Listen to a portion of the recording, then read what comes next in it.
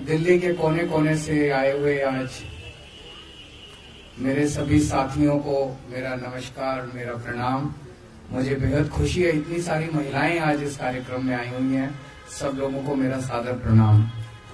एक बार जोर से सब लोग बोलेंगे, जय भीम, जय भीम। आज मैं समझता हूं कि इस देश नहीं, पूरी दुनिया के एक बहुत बड़े महापुरुष के महापरिनिर्वाण दिवस के अवसर पे हम लोग एकत्रित हुए हैं। हम पूरे दिल से उनको अपनी श्रद्धांजलि अर्पित करते हैं और उनसे हर कदम पे हमें गाइड करें, ऐसा उनसे हम आशीर्वाद मांगते हैं। मैं उन्हें महापुरुष क्यों कह रहा हूं? मैं उनके जीवन के कुछ किस्से आप लोगों को सुनाना चाहूंगा। ये किस्से मैं पहले कई बार दोहरा चुका हूं, लेकिन आज फिर दोहराऊंगा ताकि आप लोग भी आगे जाके सब लोगों को इसके बारे में बताएं और ज्यादा से ज्यादा लोगों को उनके जीवन से प्रेरणा मिले, ऐसी मेरी इच्छा है। हम सब जानते हैं कि बाबा साहब एक बहुत बहुत गरीब परिवार में पैदा हुए थे। बाबा साहब दलित परिवार में पैदा हुए थे। उनके घर में खाने को भी नहीं था, 3 टाइम की रोटी भी नहीं मिलती थी। बहुत ज्यादा गरीब थे। छुआछूत इतनी ज्यादा थी उन दिनों में, इतनी ज्यादा थी कि स्कूल जाते थे अपनी टाट अपने साथ लेके जाया करते थे। क्लास में उनको घुसने नहीं दिया जाता था, उनको बाहर बिठा दिया जाता था। तो आप सोच के देखो, इमेजिन करो कि अंदर क्लास चल रही है, टीचर अंदर क्लास में पढ़ा रहा है और बाहर एक बच्चा बैठा है जो अंदर टीचर पढ़ा रहा है उसको बाहर बैठ के सुन रहा है। इस तरह से उन्होंने अपनी प्रारंभिक शिक्षा पूरी की। उनको पानी भी उस घड़े से पानी नहीं पीने दिया जाता था जो घड़ा बाकी बच्चों के लिए होता था। इस तरह से करते करते उन्होंने अपनी प्रारंभिक शिक्षा पूरी की। उन्होंने स्कूल की शिक्षा पूरी की, कॉलेज की शिक्षा पूरी की। उसके बाद 1913 में वो अमेरिका में कोलंबिया यूनिवर्सिटी में पढ़ने चले गए। कोलंबिया यूनिवर्सिटी दुनिया की आज के टाइम पे भी दुनिया की सबसे बड़ी यूनिवर्सिटीज में मानी जाती है। कोलंबिया यूनिवर्सिटी में आज भी एडमिशन लेना नामुमकिन सा है। हमारे अपने बच्चे, आप सब लोग जितने यहाँ बैठे हैं, कई मंत्री बैठे हैं, कई एमएलए बैठे हैं, कई आम आदमी पार्टी के ऑफिस बेरर्स बैठे हैं, राज्यसभा मेंबर बैठे हैं। आप लोगों के भी बच्चे अगर आज कोलंबिया यूनिवर्सिटी में एडमिशन लेना चाहें, आसान काम नहीं है, बहुत मुश्किल काम है। तो आप सोच सकते हो कि कितने इंटेलिजेंट रहे होंगे वो, कितने प्रतिभाशाली रहे होंगे वो, कि 1913 में उनको कोलंबिया यूनिवर्सिटी में एडमिशन मिला।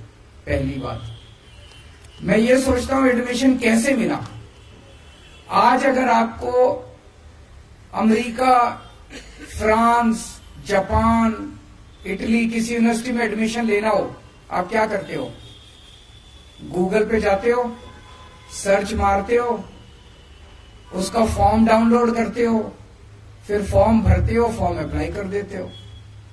उन दिनों में तो गूगल भी नहीं होता था, उन दिनों में तो कुछ भी नहीं था, इंटरनेट भी नहीं था। मैं ये सोच रहा था कि एक इतना गरीब बच्चा, एक पिछड़े गांव का रहने वाला बच्चा, उसको बताया किसने कि कोई कोलंबिया यूनिवर्सिटी भी होती है, कोई अमेरिका भी होता है देश, कोई कोलंबिया यूनिवर्सिटी भी होती है। उस कोलंबिया यूनिवर्सिटी में ऐसे फॉर्म मिलता है, यहां से फॉर्म मिलता है। किसने बताया होगा उनको? खैर, उनको कोलंबिया यूनिवर्सिटी में एडमिशन मिला, वहां से उन्होंने पीएचडी करी। पर वो पढ़ाई को इतना ज्यादा तवज्जो देते थे, इतना तवज्जो देते थे कि उनका एक पीएचडी से मन नहीं भरा। फिर उन्होंने दूसरी पीएचडी के लिए अप्लाई करा। कहां करा? लंदन स्कूल ऑफ इकोनॉमिक्स में। लंदन स्कूल ऑफ इकोनॉमिक्स में तो इम्पॉसिबल एडमिशन लेना, इतना मुश्किल है एडमिशन लेना, आज की डेट में भी इतना मुश्किल है एडमिशन लेना। उनको लंदन स्कूल ऑफ इकोनॉमिक्स में एडमिशन मिला, वहां वो पढ़ने के लिए गए, बीच में उनके पैसे खत्म हो गए, वो थोड़े दिन के लिए वापस आए, थोड़े पैसे इकट्ठे किए, फिर दोबारा वो गए और दोबारा उन्होंने जाके अपनी डॉक्टरेट पूरी करी।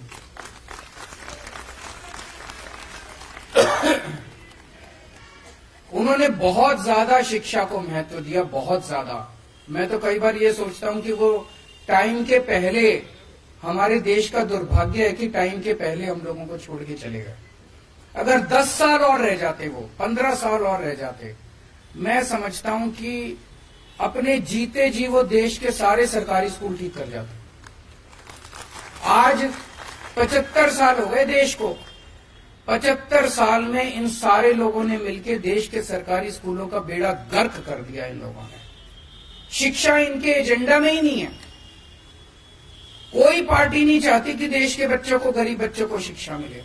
अकेला वो शख्स, मैं उठा के देखता हूं इतिहास, पूरे इतिहास में आजादी ने बहुत बड़े बड़े सूरमा पैदा किए, अकेला वो शख्स है जिसने शिक्षा को महत्व दिया और किसी ने शिक्षा के बारे में बात नहीं करी, क्योंकि उसने भुगता था, उस शख्स ने भुगता था, उसने उस गरीबी से निकल के और उसने इतनी अच्छी शिक्षा प्राप्त की थी। आज भी आप देख लो, इन सारी पार्टियों ने हमारा सारा एजेंडा चोरी कर लिया। सबसे पहले तो हम ही थे, हम जाके कहते थे केजरीवाल की गारंटी, केजरीवाल की गारंटी के कहते थे कि नहीं कहते थे। अब ये वाले भी कह रहे हैं गारंटी, वो वाले भी कह रहे हैं गारंटी। घोषणा पत्र, संकल्प पत्र, मैनिफेस्टो, सारे गारंटी, इसकी गारंटी, उसकी गारंटी, सारे गारंटी दे रहे हैं। सारे फ्री बिजली की बात कर रहे हैं, सारे फ्री इसकी बात कर रहे हैं, उसकी। शिक्षा की बात आज भी कोई नहीं कर रहा। शिक्षा की गारंटी केवल और केवल आम आदमी पार्टी दे सकती है। क्यों? हम बाबा साहब अम्बेडकर के चेले हैं।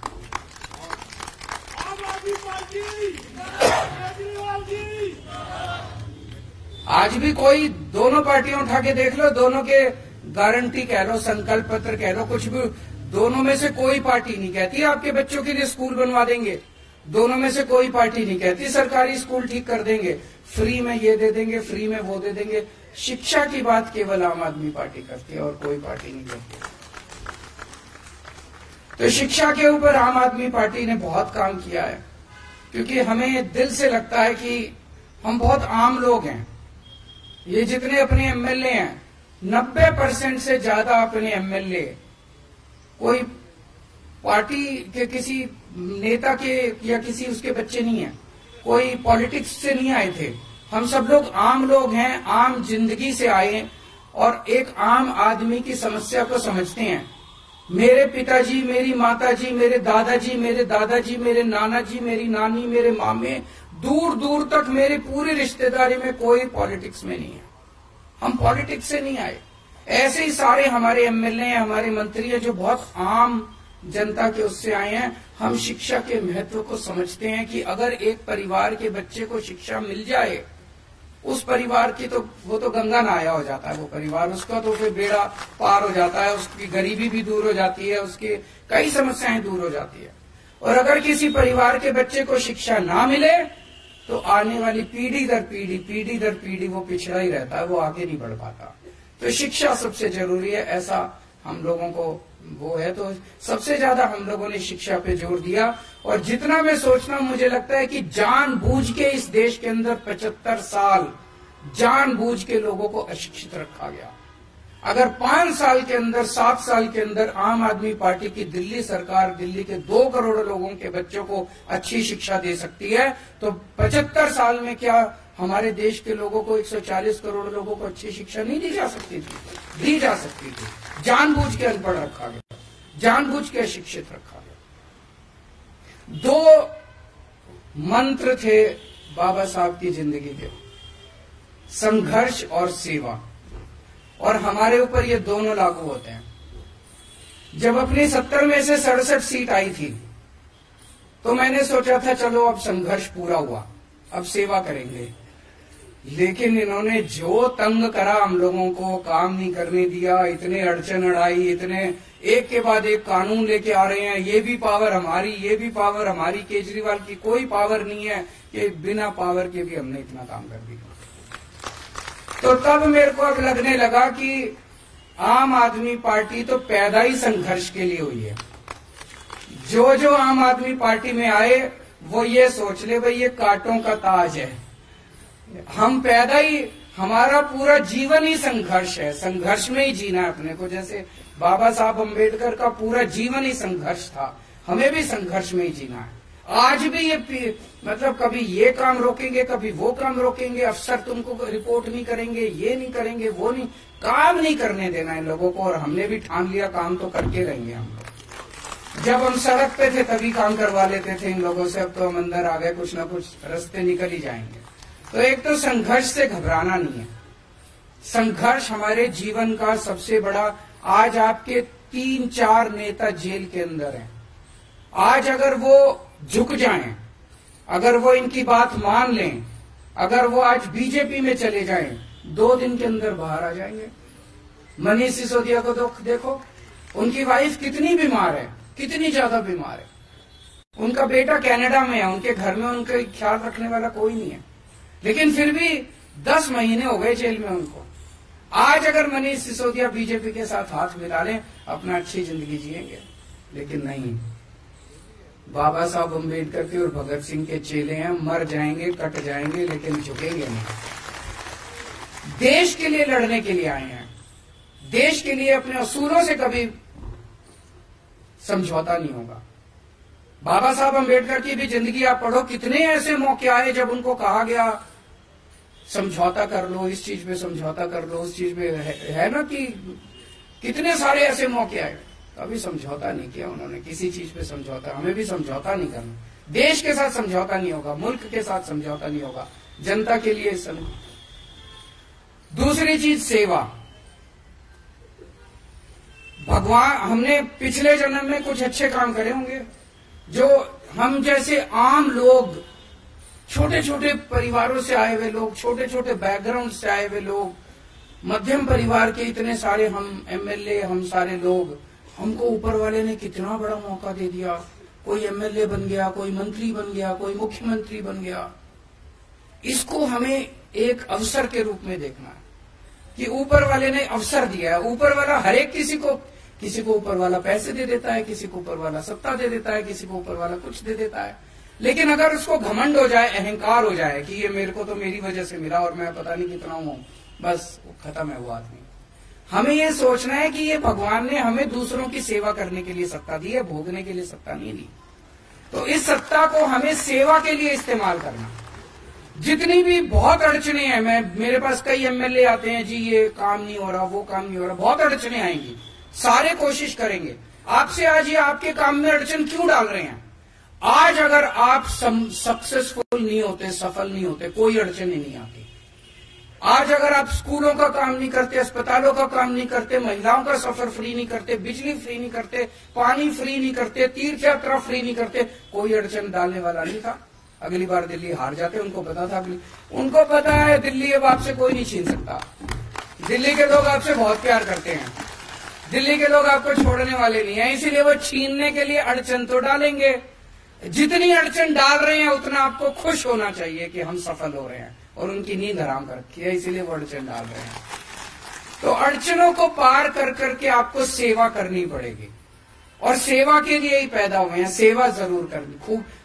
दूसरी चीज, सबकी सेवा करनी है, चाहे वो बीजेपी वाला हो, चाहे वो कांग्रेस वाला हो, चाहे वो आम आदमी पार्टी वाला, उसमें कोई वो नहीं करना। हमें कई बार मन में आता है ये तो बीजेपी वाला, इसका का मैं काम क्यों करूं, उसका भी काम करना है, उसका भी दिल जीतना है। एक दिन ऐसा आएगा जब दिल्ली के 2.5 करोड़ लोग आम आदमी पार्टी के मेंबर होंगे, और एक दिन ऐसा आएगा जब देश के 140 करोड़ लोग आम आदमी पार्टी के मेंबर होंगे।